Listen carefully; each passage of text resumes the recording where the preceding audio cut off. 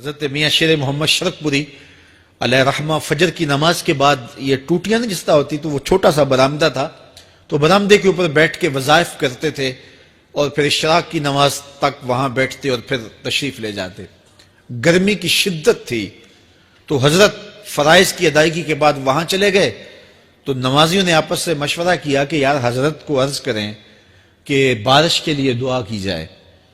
تو حضرت جا کے وہاں اپنے وظائف میں لگ گئے، تو انہوں نے کہا چلو ہم مسجد کے سین میں کھڑے ہو جاتے، حضرت توجہ کریں گے تو عرض کریں گے۔ تو جتنے نمازی تھے وہ سارے صحن میں کھڑے ہو گئے اور برآمدے کے اوپر میاں صاحب وظائف میں لگے۔ جب آپ کی نظر پڑتی نا لوگوں کی جانب، تو جتنے بھی نمازی تھے سارے ہاتھوں سے اشارے کر کے کہتے یعنی دعا کرو، زبان سے نہ بولتے، ہاتھوں کو ایسے ہلاتے اور یہ کہتے کہ ادھر آسمان کی طرف اشارہ کر کے کہتے دعا کرو۔ میاں صاحب پھر وظائف میں لگ جاتے۔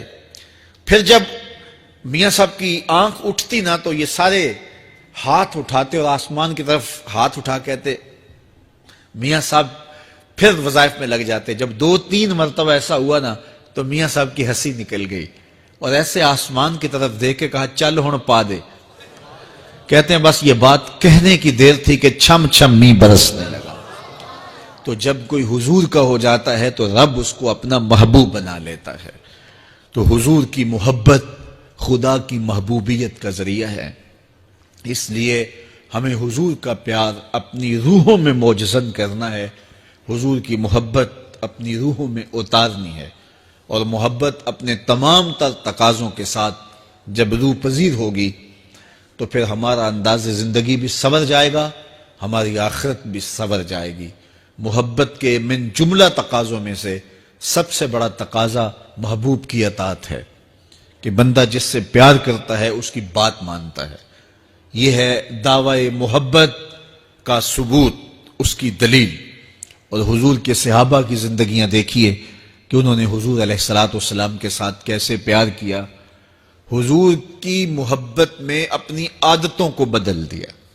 حالانکہ عادتیں نہیں بدلی جاتی، 2 سکے بھائی ہوں، رشتہ کتنا گوڑا ہے، اور ایک گھر میں پرورش پائی ہے، ایک گود میں پلے ہیں، ایک باپ کے گہوارہ تربیت میں رہے ہیں، لیکن طبائع میں اختلاف یہ ایک فطری بات ہوتی ہے۔ ہمارے پاس لوگ آتے ہیں، 2 سکے بھائی ہوتے ہیں، ایک کی طبیعت ادھر کو جا رہی ہوتی ہے، دوسرے کا مزاج ادھر کو جا رہا ہوتا ہے، ایک سخت نرم مزاج ہوتا ہے اور دوسرے کی آنکھوں سے انگارے پھوٹ رہے ہوتے ہیں، ایک معاف کر دینے والا ہوتا ہے، ایک سخت غصیلا ہوتا ہے، ایک کی طبیعت کے اندر تلخی کی چنگاریاں ہوتی ہیں اور ایک کی طبیعت کے اندر نرمی کے پھول ہوتے ہیں، آپ نے بھی دیکھا ہوگا۔ تو یہ ایسا ہوتا ہے۔ اب اسی طرح کھانے پینے کی چیزوں میں طبائع کا اختلاف یہ فطری بات ہے، ایک کو ایک چیز پسند ہوتی ہے، دوسرے کو وہ چیز پسند نہیں ہوتی ہے۔ بعض اوقات ماں کو مسئلہ ہوتا ہے کہ یہ چیز اگر میں تیار کرتی ہوں تو میرا دوسرا بیٹا نہیں کھاتا، تو اس کے لیے بعد سے الگ سے کوئی چیز تیار کرنی پڑتی ہے کہ اس کی ڈیمانڈ یہ ہے اور میرے اس بیٹے کی ڈیمانڈ یہ ہے۔ مائیں مزاج سمجھتی ہیں، ایک آغوش میں پرورش پانے کے باوجود خون ایک ہے، گہوارہ تربیت ایک ہے، دودھ ایک ہے، لیکن طبیعتوں کے اندر اختلاف پایا جا رہا ہے۔ لیکن صحابہ کی زندگیاں دیکھیے، انہوں نے اپنی طبیعتیں بھی حضور کی طبیعت کے سانچے میں ڈھال دی۔ حضرت انس بن مالک کو کسی نے دیکھا کہ وہ شوربے سے کدو کے ٹکڑے نکال کے کھا رہے ہیں، تو کہا یہ کیا کر رہے ہو؟ کہا میں نے ایک دن حضور کو یوں کرتے ہوئے دیکھا تھا۔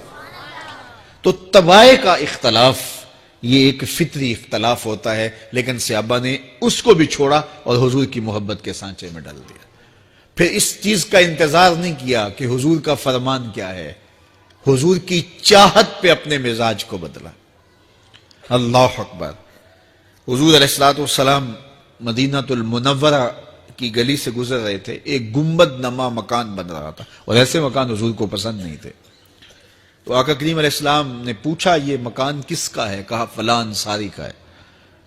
حضور گزر گئے، چہرے پہ تھوڑے سے ناگواری آثار حویدہ ہوئے۔ کسی نے اس صحابی کو بتا دیا کہ حضور گزرے تھے، تیرے مکان کو دیکھا، شاید پسند نہیں آیا۔ 2-4 دن کے بعد حضور دوبارہ گزرے، دیکھا کہ وہاں ملبے کا ڈھیر پڑا ہوا تھا۔ فرمایا اس صحابی کو بلاؤ، بلایا گیا، کہا میں پرسوں ترسوں گزرا تھا، تیرا مکان دیکھا تھا، یہ کیا ہوا؟ عرض کی میں نے گرا دیا ہے۔ فرمایا کیوں؟ عرض کی سنا تھا آپ کو پسند نہیں، سنا تھا آپ کو پسند نہیں، میں اور آپ دیکھیں ہمارا کیا کیا حضور کو پسند نہیں، سر سے لے کر پاؤں تک، نجی زندگی سے لے کے سیاسی زندگی تک، اپنے امور ذات سے لے کر کے اپنی معاشرتی زندگی تک، ہمارا کیا کیا حضور کو پسند نہیں، اور ہر وہ چیز بدل دیں جو حضور کو پسند نہیں۔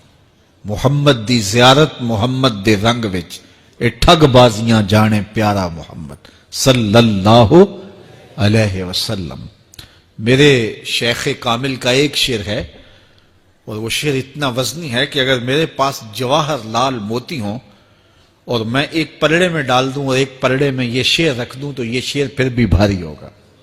یاری لا تو پاک نبی سنگ، اے پر پوری یاری، پھر درود قبول ہے تیرا لکھ نہ لوں ایک واری۔ 1.25 مرتبہ درود پڑھنا ایک طرف، اور ایک دفعہ حضور کی ذات پہ درود پڑھنا، ان کی محبت کے سانچے میں یوں ڈھل کر کے جو وہ کہتے ہیں وہ میری زندگی کا عمل ہے، یہ اس سے وزنی ہے، یہ اس سے بھاری ہے۔ تو حضور کی محبت، حضور کے ایک صحابی تھے، وہ حضور کو ملنے آئے، اور آئے تھے بحرین سے۔ اچھا، انہوں نے حضور کو سلام کیا تو حضور نے رخ پھیر لیا، ناراضگی کا اظہار کیا، تو وہ سمجھے کہ شاید حضور نے ایسے ہی رخ پھیرا، تو جدھر حضور نے رخ پھیرا وہ ادھر جا کے سلام کرتے ہیں، تو حضور نے پھر رخ پھیر لیا، سمجھ گئے کہ حضور ناراض ہیں۔ اب انہیں سمجھ یہ نہیں آ رہی تھی کہ ناراضگی کا سبب کیا ہے۔ وہ اصحاب رسول سے پوچھنے لگے کہ حضور مجھ سے ناراض لگتے ہیں، آپ میں سے کوئی بتا سکتا ہے کہ حضور کیوں ناراض ہیں؟ اللہ اکبر! آج تو کوئی بڑا باپ ہو، مرشد ہو، استاد ہو، ناراض ہو جائے اور شاگرد کو ناراضگی کی وجہ معلوم نہ ہو تو وہ الٹا ناراض آگے سے ہو جاتا ہے کہ میں نے جرم کیوں کیا ہے کہ استاد کا مزاج بگڑ گیا ہے۔ اللہ اکبر! لیکن ذرا دیکھیے، رنگ دیکھیے محبت کے، وہ صحابہ سے پوچھتا پھرتا ہے کہ حضور مجھ سے ناراض ہیں، مجھے بتائیے کہ کیا سبب ہوا؟ تو انہوں نے کہا کہ یہ تیرے ہاتھ میں جو سونے کی انگوٹھی ہے، اس سے حضور ناراض ہیں، کیونکہ حضور اس کو منع کر چکے ہیں۔ امت کے لیے سونا چاندی حضور نے امت کے مردوں کے لیے منع فرما دیا، صرف 4.5 ماشے سے کچھ کم کی انگوٹھی چاندی کی، اور وہ بھی عدد میں 1 ہو، شریعت نے جائز رکھی ہے۔ اگر 2 ماشے کی 2 ہوں گی تو پھر بھی جائز نہیں۔ عورت کو جائز ہیں 10 انگوٹھیاں پہنے، سونے کی پہنے، چاندی کی پہنے، یہ اس کا زیور ہے۔ مرد کو زیور کی ضرورت نہیں ہے، زینت کی ضرورت نہیں ہے، لہذا مرد کے لیے 1 انگوٹھی رکھی گئی ہے، وہ بھی اس لیے کہ اگر وہ کہیں مشکل میں ہو تو اس کو بیچ کر کے 2 وقت کا کھانا لے سکے۔ باقی اس کے لیے انگوٹھی 4.5 ماشے سے کم کا چاندی یا سونا 1 ماشا ہی کیوں نہ ہو، اس کے لیے جائز نہیں ہے۔ تو اس نے سونے کی انگوٹھی پہن رکھی تھی، لیکن اسے حرمت کا پتہ نہیں تھا، تو اس نے کہا کہ حضور مجھ سے کیوں ناراض ہیں؟ تو صحابہ نے کہا شاید یہ اس انگوٹھی کی وجہ سے ناراض ہیں۔ تو اس نے یہ نہیں کہا کہ مجھے تو پتہ ہی نہیں تھا، میرا کیا قصور؟ خیر، اس نے انگوٹھی اتار کے حضور کو پیش کرتے کہا حضور آپ اس وجہ سے ناراض ہیں؟ حضور نے انگوٹھی پکڑی اور ایسے پھینک دی، ناراضگی کی وجہ ختم ہو گئی، وہ بیٹھ گیا، بات شروع ہو گئی۔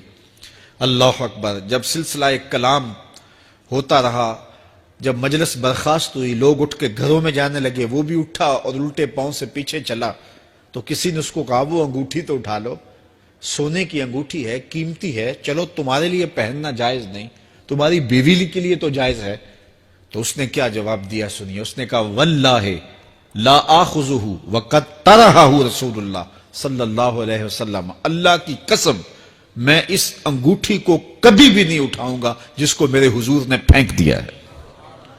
تو یہ تھی ان کی محبت، یہ تھا ان کا انداز۔ تو آئیے میں اور آپ حضور سے اگر محبت کرتے ہیں تو حضور علیہ السلام کا طرز زندگی، حضور کا انداز معاشرت اختیار کریں۔ کثرت کے ساتھ مائیں بہنیں بیٹیاں بھی موجود ہیں، وہ بھی اپنی اولادوں کی تربیت اس نہج سے کریں کہ وہ حضور کی سنت، حضور کی سیرت، اور حضور کی اتباع کے سانچے میں ڈھل جائیں۔ زندگی کا مقصد ہی یہی ہے۔ آئے، بڑے ہوئے، جوان ہوئے، بوڑھے ہوئے، چلے گئے، ہم سے پہلے بھی چلے گئے، ہم بھی چلے جائیں گے، بعد میں آنے والے بھی چلے جائیں گے، لیکن حقیقی کامیابی اس کو نصیب ہوئی جس نے اس دنیا پہ آ کے دنیا کی زندگی کے مقصد کو سمجھا۔ ہم آئے کیوں تھے، زندگی کس لیے ہمیں دی گئی تھی۔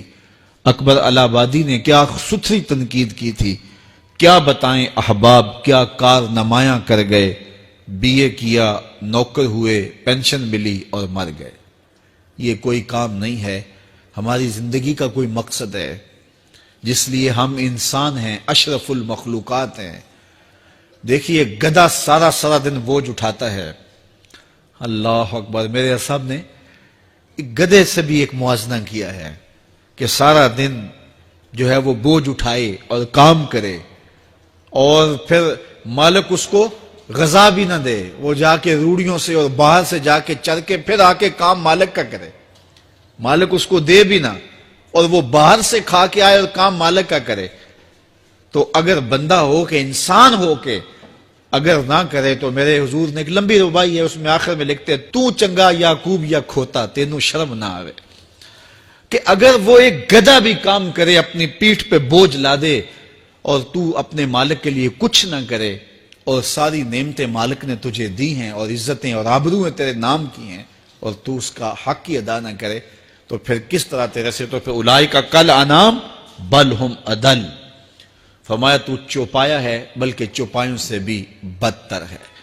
تو میں اور آپ اپنے آپ کو انسان ثابت کریں۔ آج موقع ہے، سے ثابت نے اجے حواس تیرے، سے ثابت نے اجے حواس تیرے، کر لے نیکیاں رج کے تو، اڑیا رب رسول کیوں پل بیٹھو، آ رب رسول ول پج کے تو، آئی موت ایتھے رہسن کم تیرے، آئی موت ایتھے رہسن کم تیرے، نیکیاں کر لے بھج کے تو، کی آکھ سن لوگ یعقوب تینوں، جب ٹر پیوں سر منہ کج کے تو۔